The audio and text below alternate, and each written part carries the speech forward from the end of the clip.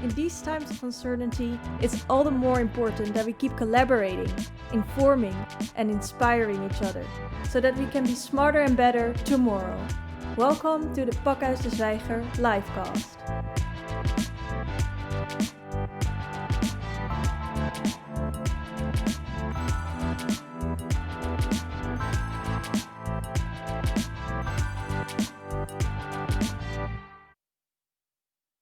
En goedenavond, Masa al khairi, erf tov, good evening. Welcome to the special Q&A session about the documentary Objector, organized by Movies That Matter and Pakhuis de Zwijger. In a few minutes, I will have a conversation with the main character, Atalya Ben-Abba, via the Zoom, because she is now in Jerusalem, and the producer, who is also her brother, the producer of the movie, Amitai Ben-Abba, and he's right now in California, in the United States, and with activist Sobhi Khatib, who is right now here in the studio, and with you, the audience, the public, the viewers, the watchers, the kijkertjes. And we will have a discussion about 1 hour. And the discussion will be about two subjects. One of the subjects will be about the process of the making of this movie, the WH questions, why, when, how, that kind of questions. And the other things about the current situation right now, about the occupation, Palestinian territories, and the new plans of President Trump for that area, for that part of the world. And as I said, it's an online session, so there are three important things. First of all, time. We will have 1 hour, and 1 hour, it means 1 hour. Although we are talking about Middle East, there are people from Middle East, but 1 hour in my book is 1 hour. The other thing is about the technical issues. Sometimes some things can go wrong, but the technicians, they have assured and reassured me that at the end of the day, everything will be all right, will come together. And the most important thing is the Q&A and the chat sessions. So if you watch this program via the Zoom, that would be the best. You can join the conversation via Q&A. So if you have a question or if you have a remark, go to the Zoom, Q&A, so you can ask a question or send a remark, and it will be the best if you address your question to one specific person. So, for example, saying, I have a question for Sobhi, or I have a question for Atalya. And if you want to use the chat is for a conversation among each other or with the editors of this program. And me, as you can see, I am the humble moderator of this conversation. My background is TV, and nowadays I organize and sometimes moderate public debates. I'm born in Iran, spent the first 18 years of my life in Iran, and ever since 34 years I live in Holland. Enough about me, because we have a great documentary and great guests here. Let's start with a short clip. It's about 1.5 minutes, and we will see Atalya and Amitai, the brother, the producer, singing and dancing, and then I will ask some questions to them. So let's start the clip. Hello, Amitai and Atalya. Amitai in California and Atalya in Jerusalem. Please allow me to start with some questions just about the process of the making of this documentary, because we are at the film festival at the end of the day. Believe it or not, it's a film festival. So it's nice to talk about, the craftsmanship, the art of the making of a documentary. So let's go back to the first moment when Molly Stewart, who is the director of the film, and she couldn't be here. Could you please, maybe Atalya and Amitai, you together, tell us about the very starting point of the documentary? How did it come together? Hello. Right. Yeah, Amitai. Hi. Okay. Yeah, thank you, and thanks for having us. Molly and I went to college together in the US, and we've collaborated on film and activist projects before. And when Atalya was supposed to make the decision of whether to become a conscientious objector or not, I invited Molly to visit me and my family, and Molly met Atalya, and so she sort of she was a part of her life during the period leading up to her decision to refuse. And when it became clear that Atalya indeed was going to refuse, we decided to make a film project. And it didn't start off as like an ambitious full feature documentary. It started off as a smaller collaboration. Molly was in her first year of film school and came to the country with a camera and shot for 2 weeks, leading to Atalya's day of refusal. And we made a short documentary, also called Objector, that we published in 2017, and that went on the festival circuit and had some success. And because of that, of the fact that we saw that it had an audience, and Atalya went to prison and came out, and the story was continuing, and she was continuing to grow as an activist and a leader in the movement, we decided to try and turn it into a full-length feature.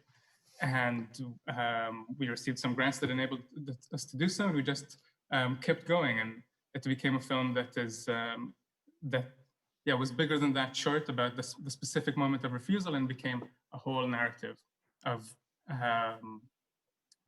making this kind of decision, and how it transforms your community and your family in the process. Yeah. Just to get it clear, Amitai, one more question about Molly Stewart, the director. She had no special connection with Israel or with Judaism. Correct me if I'm wrong. We started this project in a collaboration. We wrote it. We wrote this project. So Molly came in without a special background, but it is definitely a project that is without a specific background tying her to our context. But this is a joint collaboration between Molly and Atalya and me. Yeah. So for her, the language that people talk among each other, Ivrit. So it was just she didn't understand anything about the Ivrit language, about your language, native language. Well, you will. Hopefully, you'll get the chance to ask her some of these questions too. She did learn some Hebrew, but yes, especially in the beginning of the project, she didn't speak Hebrew, and there was a lot of translation work that had to be done, and we did all of that work. Okay, so let's go to Atalya, the main character. Atalya, so when you were 19, you had to join the army. You have to go to army for 2 years. Like females in Israel, and for the males, it's 3 years. So you were only 19 when you started this project. Did you have any idea that one day during a pandemic you will be interviewed from people from Amsterdam, that the magnitude, importance of this documentary would be so big? No, I didn't Honestly. know. No, honestly, I didn't know. I think one of the reasons I chose to become a conscientious objector was because I wanted to be able to reach a wider audience. Because in Israel, it's like a very unique action. We're a very small movement of refusers. So in Israel, we do get like a platform to talk to a bigger audience, but I never imagined that I would be able to fly around the world and have Zoom conversations and really reach so many people. Yeah. It's quite amazing. Yeah. By the way, Sobhi, if you have any questions for them right now about the process of the filmmaking, please go ahead. Thank you. Yeah. I actually have one question that I'm curious about, and it's for Atalya. It's about when the thoughts of not joining came to your mind, because usually it won't start only a few months before joining the army. And so for me, I'm curious, like when you had for the first time the idea that maybe not. And Yeah. I assume that Amitai had some influence because he already decided No, to don't not. fill in, don't But, fill in. no, I'm not filling. Just I'm ask the question. I'm just Atalya, asking, take us to that process, yeah. please. Yeah. Yeah. Yeah, so you did spoil my story a little bit. And since Amitai is 6 years older than me, and when he was 18, 19, he made the choice not to join the military. And for me, it was like the first time I've ever heard of someone not enlisting. And it really changed my entire view about the military, because the way you're being educated in Israel is this idea of you must go to the army. That's your duty as a citizen. There's no way that you won't go to the army. It's like, it's a given. And my brother choosing not to do it and actually making a conscious choice really changed everything for me.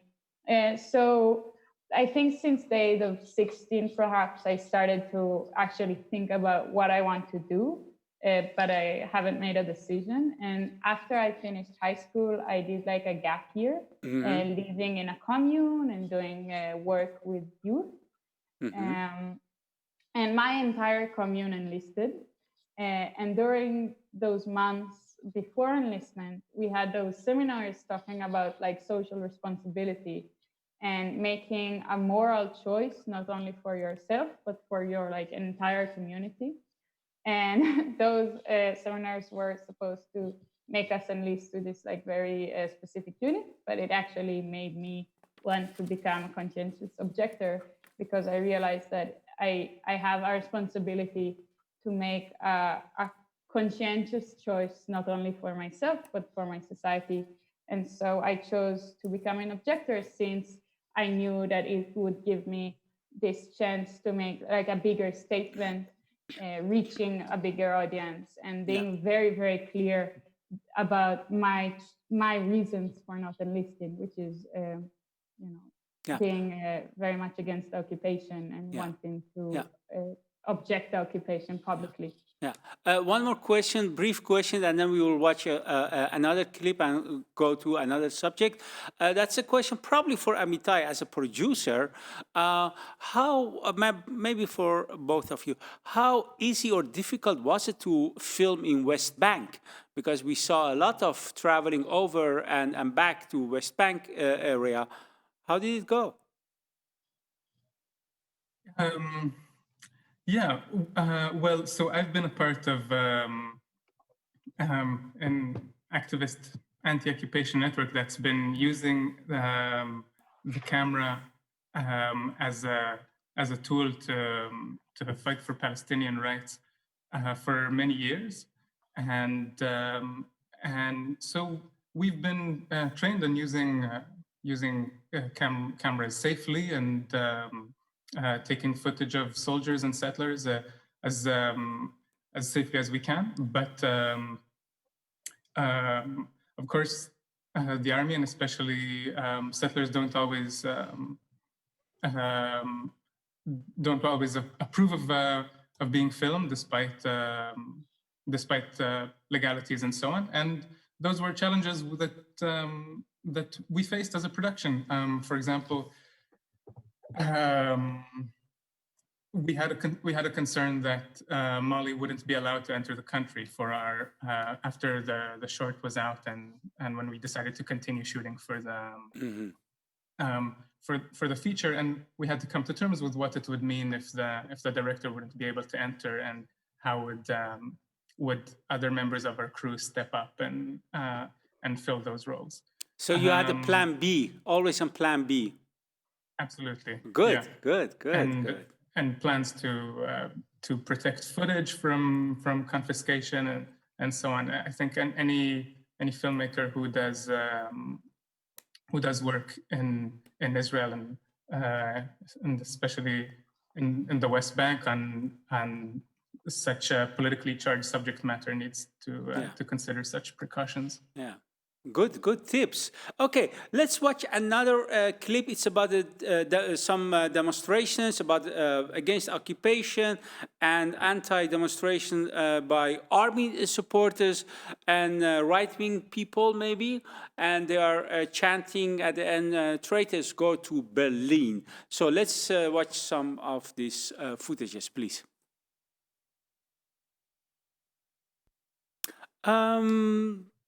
By the way, now we get some questions from the audience, so I will discuss this question to both of you. But for now, why are they chanting "Go to Berlin"? Is there a special place for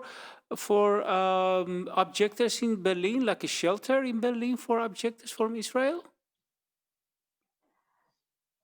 No, I think for international audiences, it's always a bit confusing why they're shouting "Go to Berlin." Yeah, why? It's like it became like a thing in Israel that a lot of more left-wing people leave Israel and move to other countries and other places since it's I don't know, it's difficult to stay. And a lot of them moved to Berlin. So it became kind of like a cultural thing that people leave Israel and go to Berlin. Yeah, I see. I guess the Berlin it has the same image in Amsterdam as well, like a free people, liberal people, leftish people, soy milk and cafe cappuccino people, my kind of people, vegan people, that, yeah. So, but you didn't go to Berlin, you stayed there. As a matter of fact, you just, I went to your Facebook page and I saw that you were spent again in the prison because of these demonstrations. Please tell us about what happened in the recent weeks to you. Yeah, so in the last few weeks, I'm sorry, I can't remember the exact date, but a few weeks ago, a Palestinian was murdered in the old city of Jerusalem. He was completely unarmed, unthreatening. He was a disabled man, and he was just gunned down by soldiers. Yeah. It was in the news in Holland as well. Yeah. So being kind of inspired by the demonstrations in the US, we had a lot of demonstrations in the last few weeks. And last Tuesday, not the last Tuesday, but the week before that, we had a big demonstration in front of the City Hall in Jerusalem. And it was a lot of people came, and we were all very angry, shouting and drumming, and the police was very. There were a lot of policemen, and they were like blocking our way, and it got like very intense, and we tried to sort of go into the street. And they blocked us, and at some point I managed to like get farther away, and the police just came and arrested me. And I spent a night at the police station, and then I was at like 6 in the morning I was released. Yeah. In the past, you have spent 110 days because of the fact that you were objector in the prison, and now one more night because of this demonstration. By the way, we saw in the documentary, we saw your father, your mother, one of your sisters, and we saw your grandfather Saba, but I didn't see the other people, like you said, for example, people when you had your gap year or your friends, other people. How did they react upon the fact that you did not enlist, that you were an objector? Yeah, so my friends were actually very supportive. like my close group of friends were all very much supportive. Even most of them enlisted, we still stayed good friends. And I think there is a scene in the film when I talk to some of my friends and they sort of tell Molly about how it affected them and kind of opened their mind to things they didn't know about. And for me, that was very meaningful, having that effect of the people around me and them being more interested and more involved. And right now in Jerusalem, I'm a part of like this community of activists. So we do most of our activism together, and we're a very close group of friends. Yeah, great. Especially, for people who don't know it, but especially because you are in Jerusalem, you are not in Tel Aviv, Jerusalem, very, in a way, religious, getting religious, more religious and more right-wing as by the day, and you are staying there. Great. So let's go to some questions for Atalya. How did your life in Israel change since you became an objector? Is there a social stigma that follows you when applying for jobs, etc.? It's a question from Flor. Thank you for the question.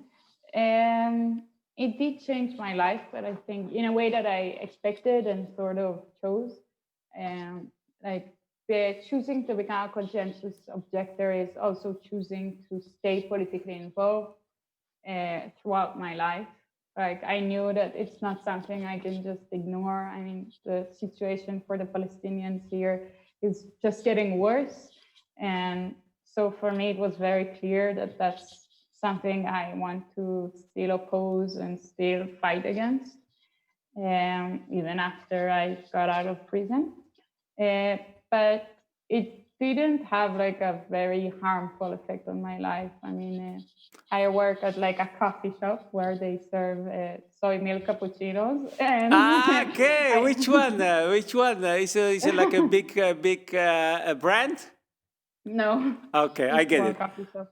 Okay, so there is. And I study at university, so there aren't really harmful effects. Maybe later in my life, when I try to be like a grown-up with a grown-up job, it might be more difficult. Yeah. But, correct me if I'm wrong, because, I know a little bit of situation in Israel, about the draft, and there is a stigma about the people who don't go to army. Am I right? Yes, there is. Yeah. I think in the the area of trying to get like a very high-paying, high-tech job, the first question they'll ask you is like where you served. It's a very big thing. Yeah. For me personally, it's not like it's something that I knew from the beginning that I'm not interested in. Cool. A question from Elenia. How does reaching a global audience outside Israel help your cause of objecting occupation, if it does at all? It's a nice question, isn't it? Yeah. How does it help my cause? I think it helps in like different ways. First of all, it did give me this larger platform to talk to a bigger audience. And I think especially in Israel, there's this idea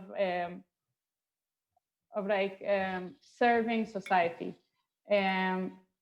or like being, I don't really know how to explain it, but like I think even right-wing people in Israel appreciate what I've done, since it was very honest and very like brave, because I knew I was going to be in prison, and still I made the same choice, and still I was very, very honest and outspoken.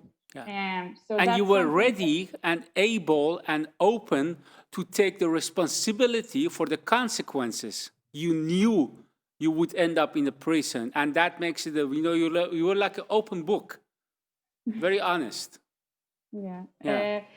So people are affected by that. It makes them, I think they're more open to listen to what I have to say. And I think that is a very meaningful part. It changes my connection with Palestinians. Since when I meet Palestinian activists or anyone, they like talking and getting to know each other, I tell them that I have objected to serve because of my objection to be a part of the oppressing force. And that is meaningful in creating connections and having the ability to struggle together. And for me, that was a big reason for making that choice, because I knew that I want to have connection with Palestinians, and I want to be able to not be a part of the military that is hurting them. Yeah. Atalya, I don't know how to put this, but the problem of having someone like you during a conversation, you are the main subject of the movie, and you are a nice, talkative, brave young lady. The problem is that all the questions are for you. We have a problem with you, It's at the same time, it's a luxury. But, so I look at my, the activists in the studio. If you have any question for maybe for Amitai, or maybe, I will try to, for the next 5 minutes, have other questions for Atalya, but also for Amitai, for example, something about, how big is this objector issue? How many people in general? That's one question I will ask you. And the other thing is about, you even mentioned it in the documentary, we see more females objectors than males. So those two questions about the facts and figures, and about why more females. But now again for Atalya. Let me see. Question from Arjan van Driel-Kluit. Where were the police during the demonstration when we saw how the other people, they attacked you, physically attacked the demonstration? Were there any police? Maybe Amitai remembers. No, go on, please. Yeah. Go on. I'm sorry, I was too in the moment. I was. Yeah. So you didn't see any police. How about you, I can respond to Amitai? that. Yes, please. So the question was about the last protest in the film. Were there police there when we were attacked? Yeah. Yeah. Well, there were police on the sidelines looking, some police, but they did not intervene. They did not arrest anybody that I'm aware of. They knew that we were being assaulted by counter protesters, but they allowed it to happen. Okay. Is that something what happens in general, or was it something once in a time? Yeah, it happens a lot. I mean, the last demonstration I was in, there were, of course, like an anti-demonstration to that, and people that came to sort of try and attack us, and the police had no intention of stopping them. I think there was, in the week before that, we actually managed to stop the train tracks, to stop the tram in Jerusalem. So we were sitting on the tracks, and the police sort of picked us up and threw us on the street. And there was a time that the police picked me up and threw me on the street, and a bunch of young men who are very much right-wing and very violent, they sort of just gathered above me and started shouting derogatory terms. I won't repeat it. Okay. But the police didn't care, and they didn't get involved. Yeah, okay. The police is the police is the police everywhere. Okay. As I said, a question about, can you, if you know anything about the amount of people in general, objectors per year, and as I said that, and the things that you in your own movie mentioned about more female objectors, it seems. Could you elaborate about that, both of you? Yeah. Amitai? I would say that, well, again, this is something Atalya can speak to as well. But generally, there are, so the figures are that about 50% of Israeli citizens don't do the military. And few people know this. There is compulsory military service. Every 18-year-old needs to do needs to be drafted. There are some populations that are exempted. There's a long attempt to draft the ultra-Orthodox Haredi Jews. Yeah. And they're resisting that very adamantly in their own social struggle. And there is some solidarity between conscientious objectors like Atalya and her friends, and objectors on religious grounds like the Haredi refuseniks. Yeah. Generally, though, and I'll let Atalya speak more to it, there aren't many conscientious objectors. And this is a movement that we're trying to support and help grow by getting this film out there. Okay. So, and the question about, as I said, why it seems like there are more female objectors. Could you say briefly something about that before we're going to watch the final clip? Atalya? Do you want to respond to that, Atalya? Atalya? Sure. Please. Mesavot is the movement that I'm a part of. It's a group of activists, and we are a feminist group. And I think a big part of our values are feminist values, and this idea of equality for all, which of course includes Palestinians. So there's like a big, for us, it's meaningful to be young women in Israel and to be very vocal about our opinions and to be very independent about our choices. And so having this movement of young women who are very strong-minded and vocal and really do struggle and fight for equality is very meaningful. And we do, like, there are male refuseniks, and there's Matan Helman and Hillel. So we're not only women, but we're mostly women. Yeah. And I think it's just young women becoming more independent and fighting for the things they believe in. Yeah, and Atalya, I don't have to tell you, they say the future is female. So they are more represented everywhere. That's probably the final session I'm doing here. Probably a young female will replace me. By the way, one more question for Jaap Hamburger, who is one of the most important Jewish people in Holland, representing another Jewish sound. I hope I translated in a good, in a nice way. Another Jewish voice. Another Jewish voice. Yes. Thank you so much. You're welcome. Oh my God, thank you. You saved my life. Okay. Jaap Hamburger's question for Atalya. Are you invited to reach out to the Jewish communities outside Israel? If so, where and how do they reach what you tell them? I think that is a question that Amitai should also speak about. Since when we just premiered the film, we had a premiere in the US, and we moved from different cities in the US, and we screened the film to Jewish communities there, and especially with a group of Jewish activists against occupation, Jewish Voice for Peace.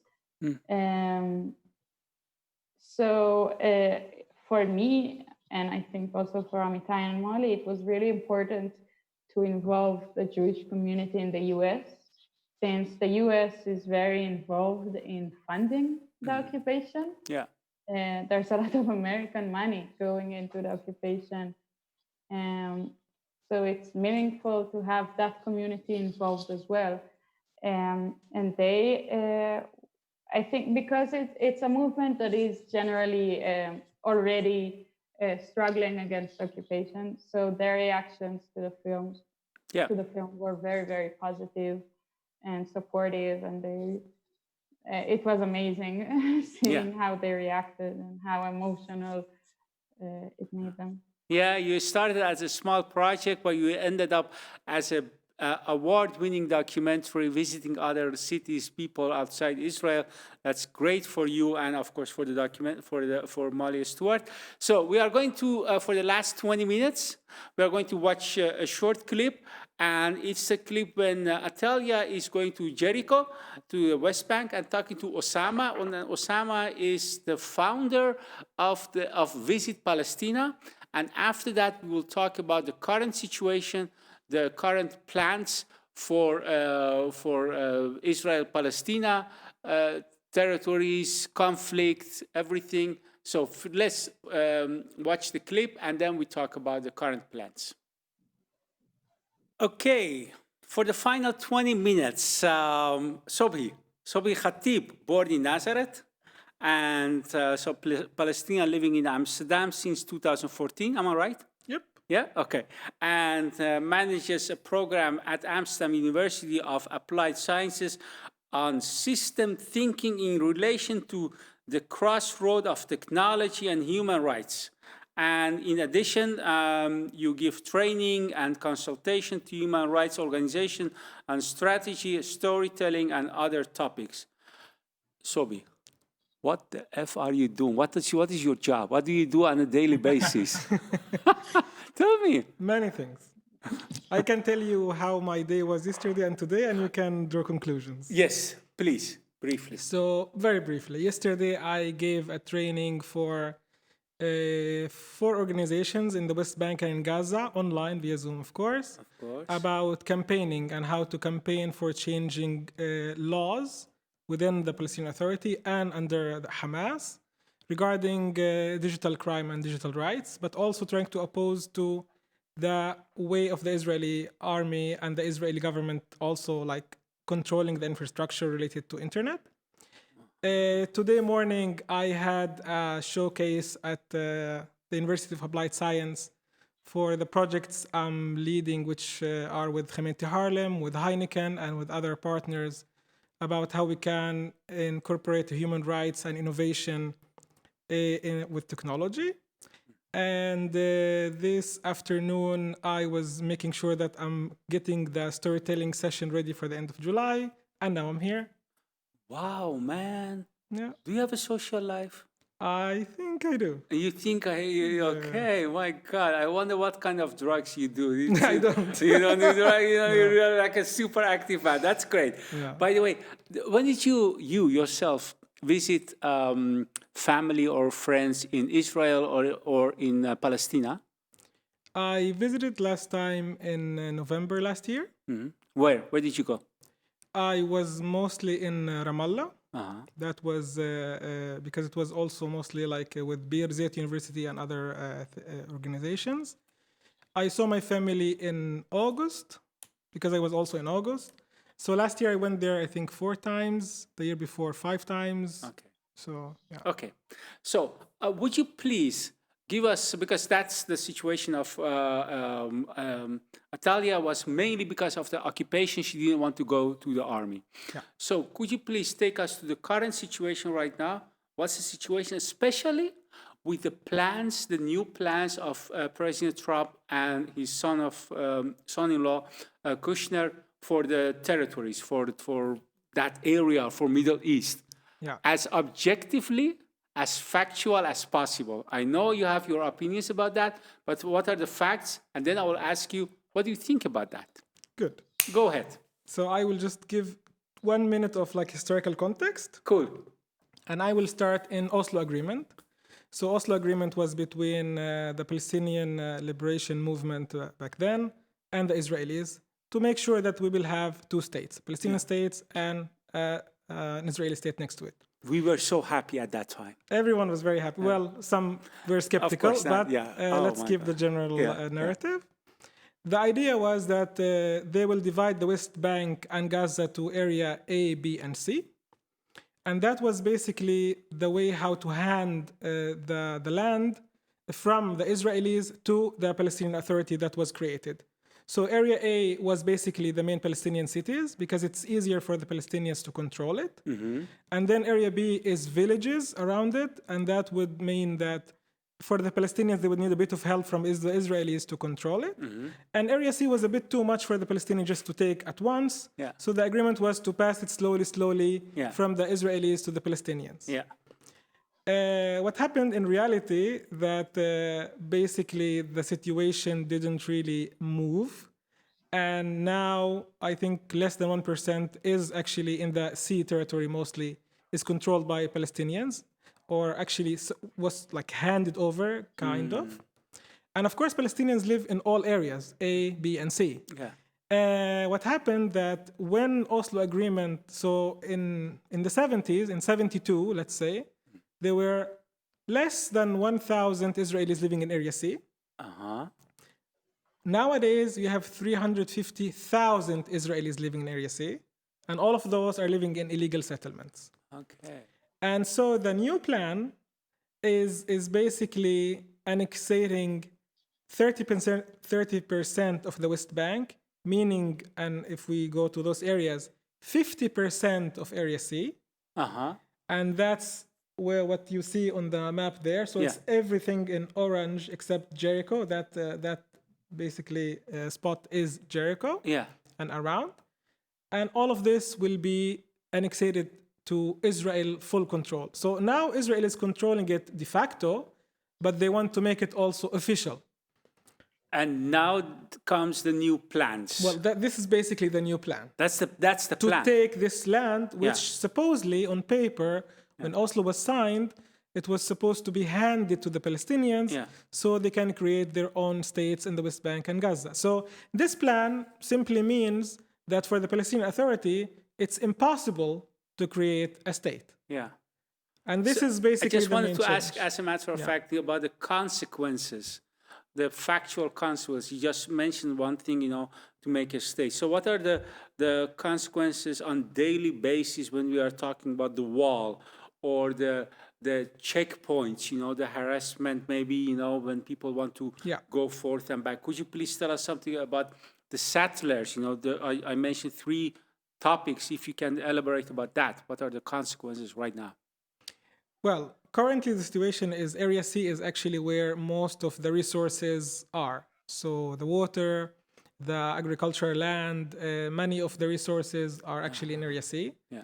And the annexation would mean, because it will become a fully Israeli territory, you, as a Palestinian, cannot be there by law.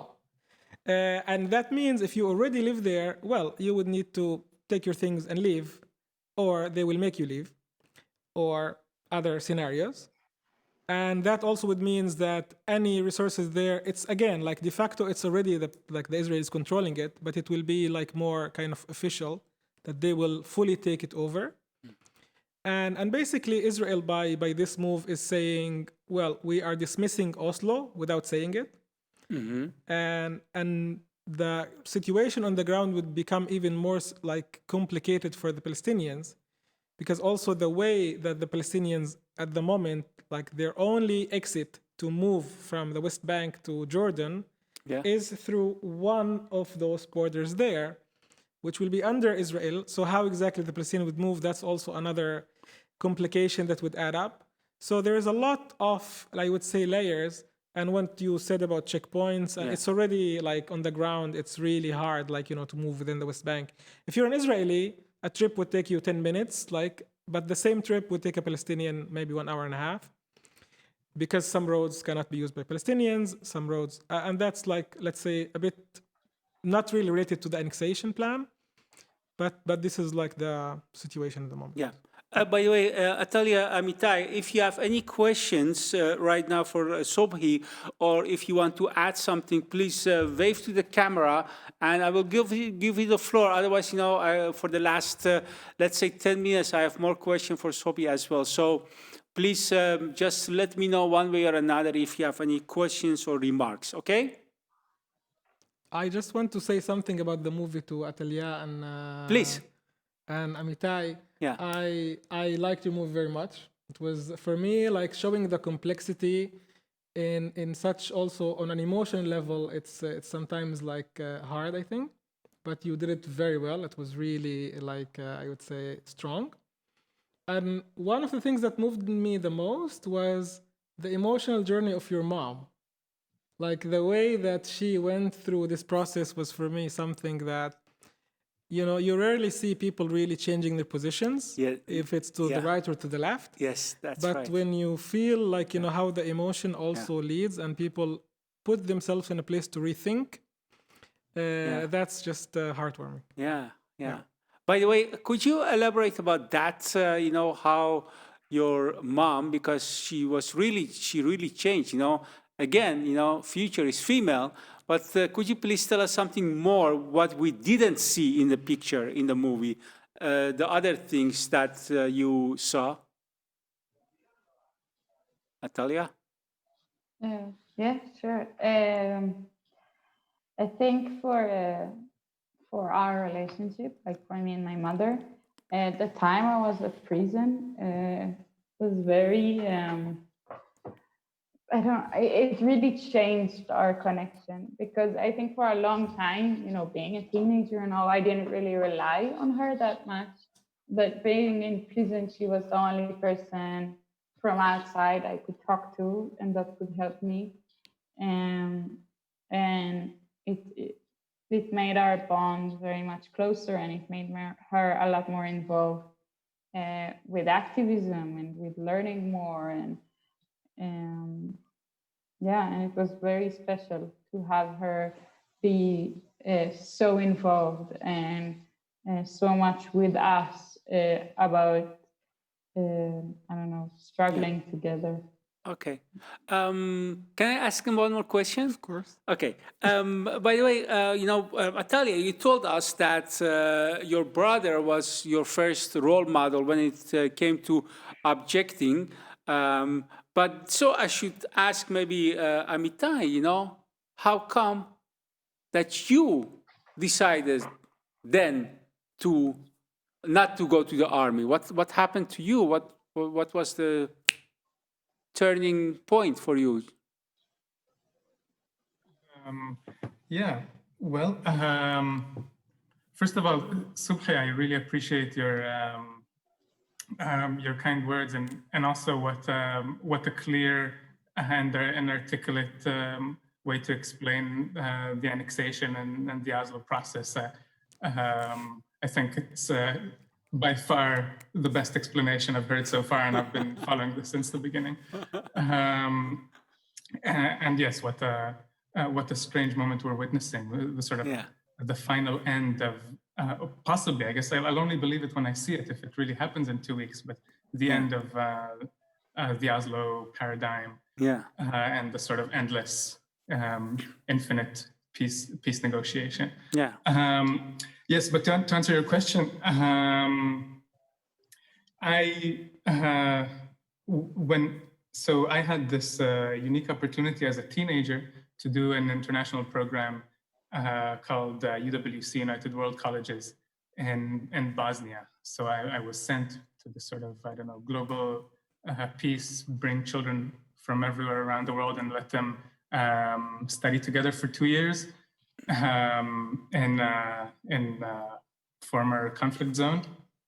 So I was sent to Bosnia and had the experience of studying with Palestinians and Iraqis and Jordanians, and having that experience, when I came back and was supposed to get drafted, I couldn't see myself doing it when my friends were continuing and going to college and not having to engage in a hierarchical system that subjects millions of people to a military dictatorship. And I wasn't as aware as Atalya was. Like I didn't know that there was a robust anti-occupation movement and that there were all of these different options. But I started reaching out and learning about other ways to refuse, and so I found my sort of what we call a gray refusal to participate. And that's what ended up happening. And afterwards, I started getting involved in the broader movement. Okay, thank you. Thank you for your explanation. And Sobhi, the way, you explained the situation, it was great. So that gives me, like the liberty to ask you a very big question, but I'm sure that you, as a storyteller, can put it in the final 2 minutes, maybe less. If you were like the president of Israel and Palestina all together, you were the president of Middle East, or you could say something to the president of the United States, whoever he or she would be. What would you tell her or him regarding to the situation right now? With whatever we know, what would you tell them to do or to not do? I would say my vision for, let's say, from the river to the sea is very simple, actually, for the worldwide. Exactly. Equality. That's all. For me, it's really not about a nation state. It's not about anything related to like symbolism or patriotism. It's about people getting equal rights, regardless of anything, of race, sexual orientation, ethnicity, whatever you are or you believe in. And that's it. Very simple. Very simple. Oh my God, put it very nice. Okay, cool. The final question, I have about 2 minutes. I have just one more final question for our main character, Atalya. You said, or your brother told you, from a private person, you weren't going to express your feeling with the world. And so all the spots were on you. How are you doing right now? How is the manishma? How are you doing right now? I'm doing okay. I don't know. What are the plans for the next weeks, years? What are you going to do? You have to earn money. What are the plans? Do you think about that? I'm studying at university. What? Right now. I'm at my first year of university. So that's my plan for the next 3 years. Okay. And I'm still living in Jerusalem and doing a lot of activism in Jerusalem. Things keep happening here. Mm-hmm. So I'm a part of Masalvat still and more groups, and we're doing whatever we can and trying to think about more ways. Yeah. It sounds nice. I'm just going to repeat what you just said, Mesarvot. So that's a club of conscious objectors, Mesarvot. And thank you very much, Sobhi Khatib. And of course, Atalya and Amitai for being with us. And if you like this, within 2 weeks, we will have another final session for Movies That Matter. June 13th, we will have a live cast like this, and it will be about the great documentary Angels of Diamond Street. It's about the soup kitchen in a church, at the church in North Philadelphia. And a couple of days before that, we will put it online so people can see it. And very important right now, pay as you like. So if you think that, if you have any money left, go to the website of Pakhuis de Zwijgen and pay as you like. If you think, it was a nice program, I will give like 15 euros, no problem. You can give more or even less. Pay as you like. Thank you very much. Toda Rabba. Shukran.